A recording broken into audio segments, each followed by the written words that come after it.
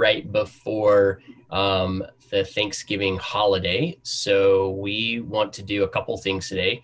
One is we're going to talk a little bit about the theology or the discipline of Thanksgiving, and just have a bit of a free form conversation about what comes to mind when we think of Thanksgiving as a discipline. And then we want to just go around and talk about some of the things we're thankful for and some of the people that we're thankful for. During this season, we've had an opportunity to work alongside so many wonderful people in our community, and there's been so many folks that have been just incredibly faithful, and we're really thankful for them. So we want to make sure to shout out to those folks. So let's just start off with that conversation then. When I say Thanksgiving as a discipline, what is it that comes to mind?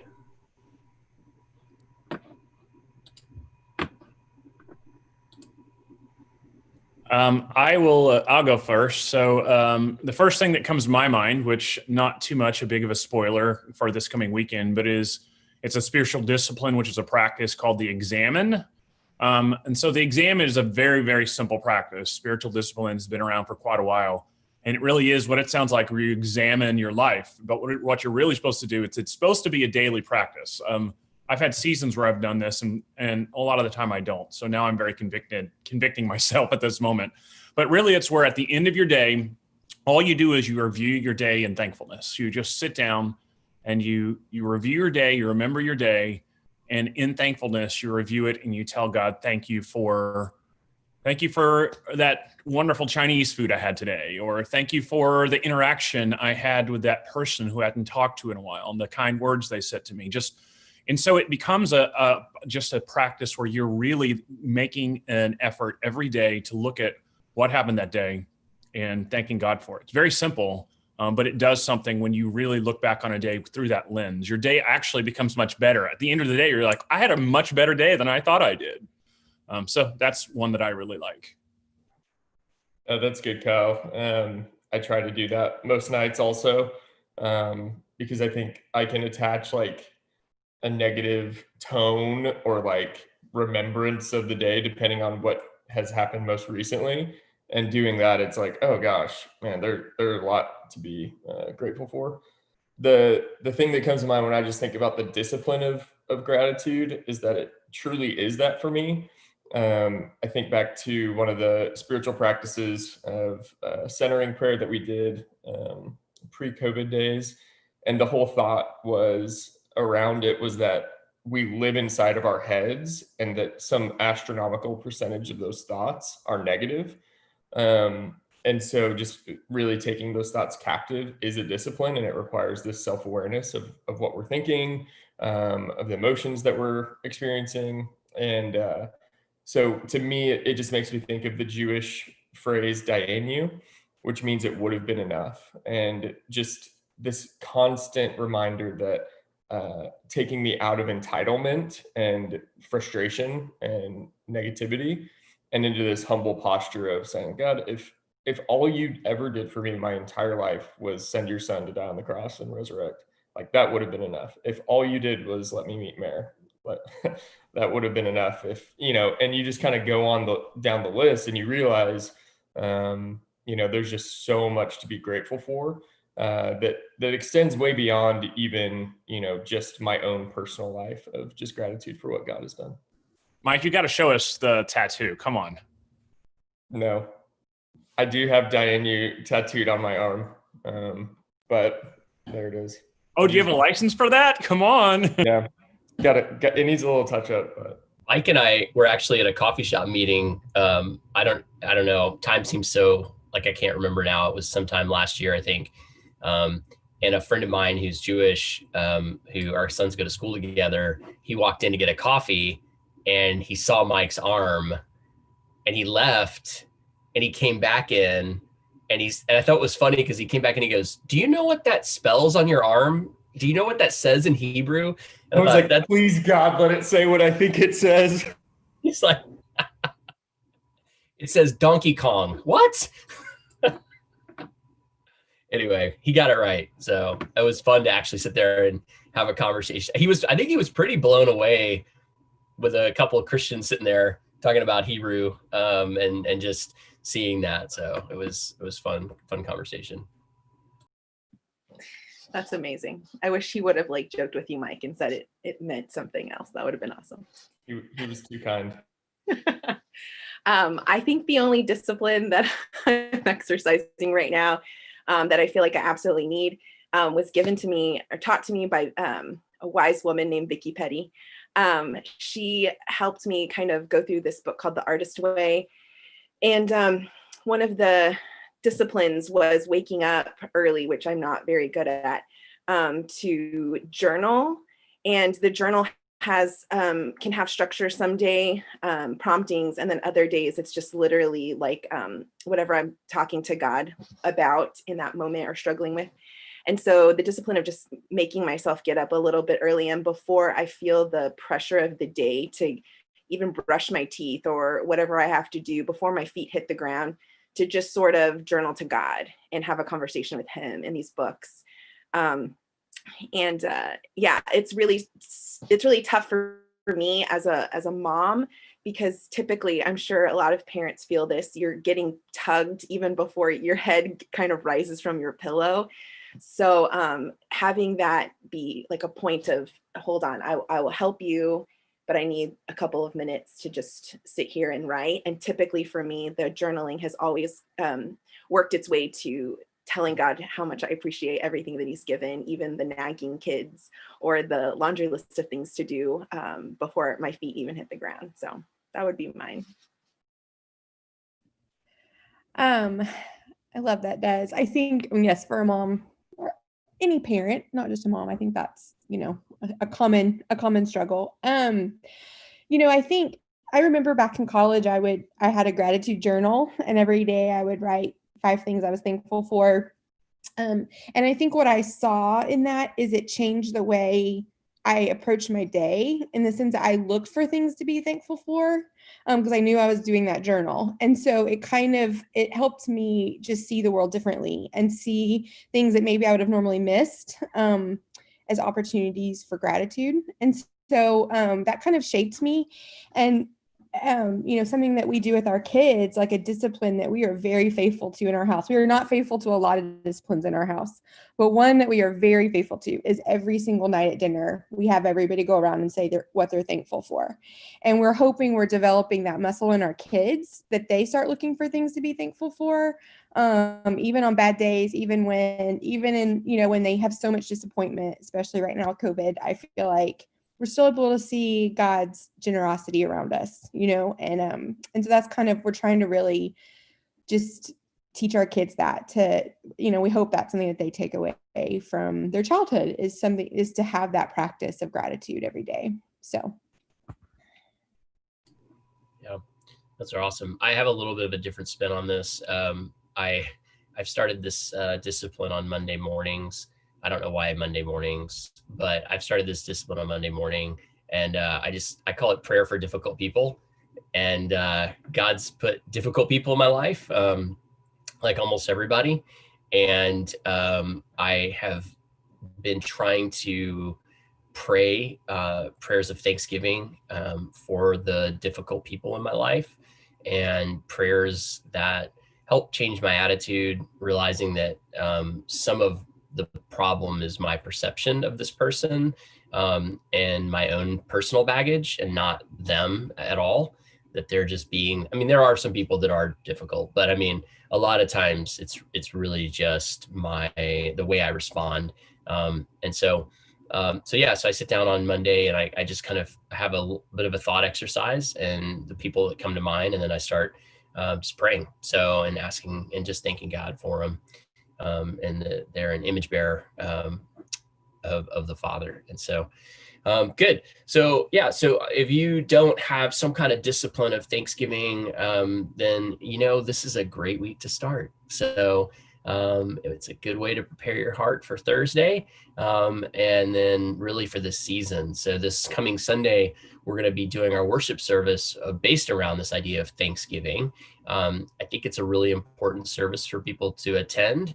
And I look at it as kind of the runway to Advent. So Advent starts the following Sunday, but I think this is a good Sunday to get our hearts and our minds in the right place. So with that, let's go around and let's start with just something you're thankful for, and then we'll finish with a little roundtable on someone that we're thankful for. So I'm looking at Kyle. You go first. Somehow I knew I got myself in trouble by going first on the first one, that I was going to have to go first again. I'm thankful for going first. No, just kidding. So yeah, this has been one of those seasons. I was going to say real quick, as we were talking about thankfulness, just the idea that not even is it, it's very much a practice in Scripture. You read it in the Psalms, you read it. Paul just overflows with thankfulness for people. I love all the beginning of almost every letter and the end of every letter, all the epistles. There's the people Paul lists and things he lists he's thankful for. I think is amazing. But even like just the studies these days that show from, secular psychologists how much just being thankful increases happiness and reduces depression and all the good it does for people. There's like the spiritual aspect where we really should be thankful to God for what he's done for us and who he is. But there's also just the mental health issue that it actually does improve your health, physical and mental health, by having a positive, thankful outlook. So I thought that was pretty interesting. For me, right now, I'm thankful for a lot of things, but I would say it's football season. I know that sounds funny. So I have, this is like my 6th year of coaching flag football, and being outside in the beautiful weather and teaching a bunch of kids that are all around, running around the place. And I'm doing 2 teams this year. It's a challenge in a weird sort of way. Like I have like problems at night where I like am thinking plays while I'm laying in bed. It's kind of a problem. It's like a video game or something. It's a video game, but I have a bunch of kids that I'm moving around. But what it is I get all these relationships with all these boys, just kind of like that. Some of them that I've been coaching for 4 or 5 years. And it's such an interesting, youth sports, I know many of you have experiences with youth sports, but it has such an interesting way for me to speak into the lives of people I wouldn't normally, and build relationships with people over the years that I wouldn't normally get to. I coached for 4 years at the JCC, the Jewish Community Center here in San Antonio. And my assistant coach was a guy named Rabbi Jeffrey, who was a rabbi at a nearby synagogue, which is such an interesting experience I had to kind of interact with him and discuss with him things of faith and share with him a lot going on. He just recently moved to Kansas City, so it was my first year without Rabbi Jeffrey with me. But that's been a really special place for me, where I feel like there's an interesting sphere of influence and ministry that I've had that I wouldn't have had otherwise, that I've had conversations about who Jesus is with sometimes people who are not of faith, sometimes people who are of the Jewish faith, and sometimes other Christians who maybe had some questions. So it's been a good time, and I'm very thankful for that at this point of the year. Whether we win or lose. Kyle, you stole my football season. I'm not coaching any little kids, but I love football season. So hey, when you go first, you get a pick first. So we're just telling everyone that's why you go first. It's true. I have so much to be thankful for. So I'm trying to decide between my top 2. So I think one is just my neighborhood. I this morning went outside and a neighbor walked by and got to chat, and walking to school every day and just getting to it's just such a bustling area. And I just feel like it's so full of life. And even if I'm feeling kind of overwhelmed or sad or, frustrated or stressed out, like just going outside and taking, our puppy for a walk or anything, and just seeing so many neighbors. I'm just so grateful for it. It is such an example of community to me.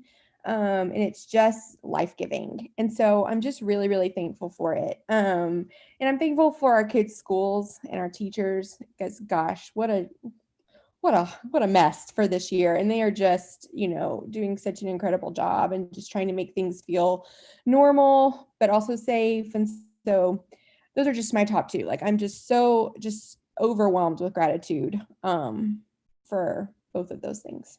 So I was really debating on sharing what I'm like this particular one, but it can't shake it. So I'm just gonna walk into my. Listen, I wanted to say this. gifting. Every time Des talks, almost every time, she's like, okay, I wasn't going to say this. So it's like, this is the preamble. So who knows? I'm just saying, like, I think I'm going to be contrary to everyone else, and I don't mean to be. I come in peace. But I really feel grateful for technology. I'm really grateful for Zoom. As jacked up as it is, as tired as people get, our family, I am the high risk factor in my family. I have type 1 diabetes, so I just have to really be careful. But I'm just so grateful that I still get to connect with you guys, that I still feel and am included because of this technology. Without it, I don't know what would have happened. So I just can't help but be really, really grateful for this. And then also just all of the advancements that we have. I mean, we have this little store called H-E-B in this town. I'm grateful for stinking H-E-B and just how I just feel they're just incredibly generous and caring for their whole community by having like curbside pickup and drop off and all this stuff. And so I just feel like I'm grateful for all of these little like advances that have just allowed me to continue to be a part of in a very safe way. Ersis and I, my husband, we don't know what we're doing, but we're just trying our hardest to be smart and take calculated risks. And so anyway, I'm just really grateful for these advancements in technology. Yeah, definitely. I think for me, a big one is music. It's just something that, which I guess goes in hand with the technology aspect, but it's just a really easy outlet for me to kind of recenter my heart. And Ben Smith actually made a playlist called Gratitude, and that's just kind of been on repeat for me. And one of the ones that has really just stood out, it's called Gratitude by Brandon Lake. And I think it just really speaks to the discipline of gratitude. And again, music for me is just a way that really, really helps me do that.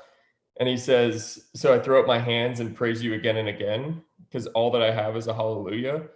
And then it's like, this is what really got me.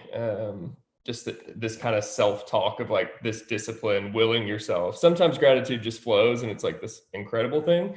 But sometimes we really have to muster it up and rely on the Spirit to bring that to us.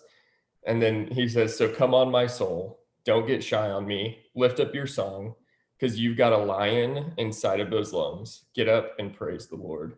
And I don't know, there's just something, and then that bridge kind of builds and builds, and I'm just like, okay, God, I'm gonna worship you. But it just that music does something to me. And to hear someone else just kind of how they process this heart of gratitude and express that to the Lord, and just that invitation to join in that. So That's awesome. I think I am thankful for, I wasn't going to share this, but I'm just kidding. I am, I'm thankful for carpool. So I just take my kids to school, but my older son is in a math class that starts an hour before school this year. So I'm spending an inordinate amount of time doing laps to their school. And I have just been really grateful for the opportunity to drive with my 14-year-old son to school alone and just talk. Or we listen to a podcast or something together, but we just had really good time with the two of us. And then I also then most days get the time with my younger son too. And so those days are gonna, they're not that much longer. I mean, my older kid in like a year and a half will be driving, which is nuts to say that, but I know I'm gonna lose those moments. And so anyway, I guess I don't have to get him a car. We could just skip that and then we could keep those moments going until he's 25. But anyway, so I'm really thankful for that. It's been really, really good just to have that time with them. So cool. Just have him drive you around instead. Yeah, that's right. Exactly. Okay, so then let's talk about people that we're thankful for. We can just keep the same order. And so we didn't plan this ahead of time. So this is a little bit like, because our community is not too huge, this might be a little bit like celebrity bingo. As each person talks, we may go, that was mine. Oh, shoot. Okay. So thankfully, there's plenty of people to be I'm thankful. just going to list like 10 to 12 people since I get to go first, just so none of you have anyone to thank. So you have to like go for this is like the NBA draft or something, right? That's just my joke because I watch the NBA draft. I don't think the rest of you do. Anyways, so my person I'm very thankful for is Adam Morig. So Adam Morig is one of our volunteers and leaders who goes to the Mac Terrace Parish. So I've known Adam a little bit from when he was at the North Parish with us. I kind of hung out every once in a while and got to talk with him. But recently with especially all that I've had to do with technology and the volunteers I've needed and his expertise and just his servant heart, he's been willing to show up to do a lot of work to help me troubleshoot. He's been just an invaluable person to me who has given of his time, who is always willing to work hard and to do whatever I need. And he's really good at it, all of those combined. And he's encouraging when he does it. And at the same time, he like leads his family well. He's still worshiping with them. He's still leading in studies. And Adam's doing a lot of stuff right now. And his business has gone crazy, what he does with his work. And even in the midst of all of that, he's finding time to help us. So super thankful for Adam. I don't know if I could have made it through this season without him. So thanks, Adam.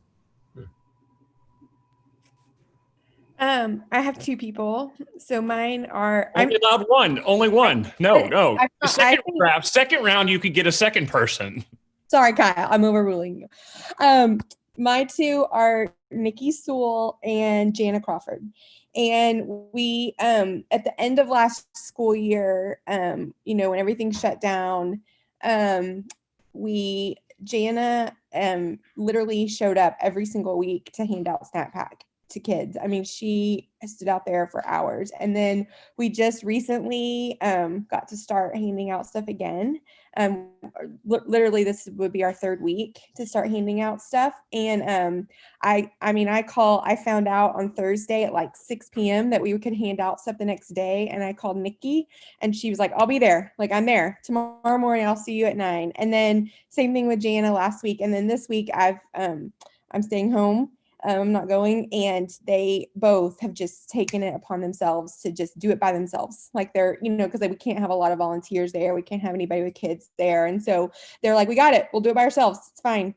And I just knowing that I don't have to like worry about that. And they just, they're like, it was an immediate yes. And and it's not just Snap Pack. I feel like that they are like that in a lot of different areas in the park. So I'm just really, really grateful for their faithfulness and their service and sacrifice. They could be doing other things. I think it takes Jana longer to drive to and from Larkspur than it does to actually hand out Snap Pack right now. And, she does it with a smile on her face. So anyway, just really, really grateful for them. I have a 2-person thankfulness, but Kyle, it's because it's like a combined, they're together. So we do the mini well on Sundays at 1, and I serve with Sarah Clausen and Carly Ward. And I literally feel like I was super scared to even present this idea last year to them, because I was like, these women are going to say, that's cute. No, thank you. Preteen girls, no. But in fact, before I could even finish what I had to say, both of them said yes and yes. And what do you need us to do? And so Sarah Clausen and Carly Ward both come every Sunday. Well, Carly is on maternity leave because now she's a mama, but she's still praying for us, and she still kind of contributes whenever she can, and then she'll jump back in. But these women and I kind of alternate leading the girls in a chapter of Matthew right now. Sorry, John. And these girls have some crazy, awesome, way over our pay grade theological questions. And Sarah and Carly handle this with such ease. And I feel like it's beautiful to see the body of Christ in this way work so diligently and specifically. Like Sarah's really great at teaching, and Carly's this really great shepherd. So you see them kind of come together and kind of take care of the whole girl in just this hour. And we have like 9-10 of them on this call. And it's just been really great to see how they lead and love and disciple. And I get discipled, and I know they do too, by these little ladies, but it's just a great time of sisterhood on this Zoom call. And it's been frustrating at times because Zoom is not perfect, but Carly and Sarah are just amazing, brilliant beams of light that I'm just so grateful to be serving next to. And I can't wait to see what God's going to do. And before this, we were meeting every Sunday after church at the top of 708, and we would bring pizza for the girls. So I think that's what the girls are missing most, is pizza and something sweet and like a juice box or whatever. So anyway, we've had such a great time, and Sarah and Carly are amazing. And so I'm so thankful for them. Yeah, I would say for me, Jerry Bonham, he has just consistently sought me out during the pandemic, and has just been a real source of encouragement. And so it's kind of morphed into kind of checking in here and there to a weekly call. He and Judy are staying at home and engaging online during this season. And so it's just been really refreshing getting to connect with him, and just to have someone with a lot more life experience and wisdom, and just for him to offer to disciple me, and to check in and be prayerful. And so that's been just much needed in this season, and especially from someone like Jerry. So I'm really grateful for him. Awesome. Yeah, this is an easy list to write. And so I have 17 people. Just kidding. No, when we prompted the concept for today, what immediately came to mind was Jason and Jen Todd. And so I've had an ongoing dialogue with Jason and Jen over the last 9-10 months about several different things. And they've been leaders in our church for a long time. They're both brilliant, beautiful people that are just really kind, but they're also really kind, thoughtful, and just smart. And it's been really fun to interact with them through emails and phone calls, here and there, over meals. But I feel like God has brought them into my life in this season, and they've challenged me in some really wonderful ways, but they always do it with such respect and kindness. And I think that's something that is a real, that's a hard thing to do in the midst of a context and culture that's so stressed. And so we seem to have, by and large, thrown kindness out. And so we just critique. And I think being able to be respectful and honoring of one another, but also to push in a little bit and say, well, what about this, or what about that? Or have we done this, or have we thought about that? So I've just had a lot of fun really going back and forth with them. And they've been in our B3 cohort. And so it's been fun to interact with them too through that curriculum as we think about our neighborhoods. So, and how we can do ministry better amidst our immediate context. So so Jason and Jen Todd. So listen, I don't know what your thankful list is, but it's time to write one. So I think writing down some things that you're thankful for, some people that you're thankful for, and do us a favor, go ahead and just reach out to those people that you're thankful for, and let them know. Just tell them that they blessed you, and that you're going to be in prayer for them over this coming week, and that you're just grateful to have them in your life. So, and then we all start becoming more disciplined in this, and hopefully that brings in some kind of measure of shalom into our community, some kind of measure of peacemaking into a really difficult, challenging time. So blessings. I hope everybody's having great plans, or I hope you're having great plans. I hope everyone's having great plans, whatever that means. We do this all over. I think we need to start over. Yeah. We'll take care of that in post. We can hope for plans, but that doesn't mean we get to actually have plans. That's a great point. Yeah. I hope whatever plans you have for next week actually happen. So, and that you're grateful no matter what does happen. And next Thursday we'll be off. So we'll see you guys the following week. We're going to start talking about Advent as we move towards the end of the year. And so we're excited to explore that together as a discipline as well as we move towards Christmas Day. All right. We'll see you guys soon. Coming, Terry, what is that? Terry, there's a... Oh my gosh. Just Claire Bear. There. That's creepy. All right. That was a good